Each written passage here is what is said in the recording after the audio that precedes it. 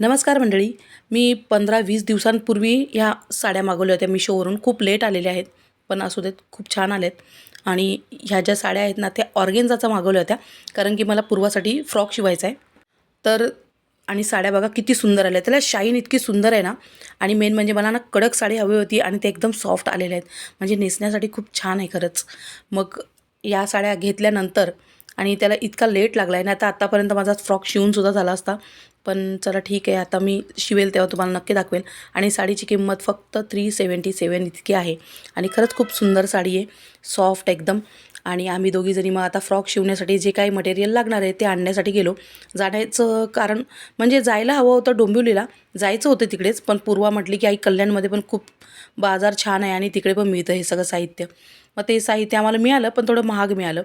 मग तिकडून आम्ही आणलेलं आहे फणस. आणि बघा पिल्लूला किती फणस आवडतो, जाम खुश झाली ती फणस खाऊन.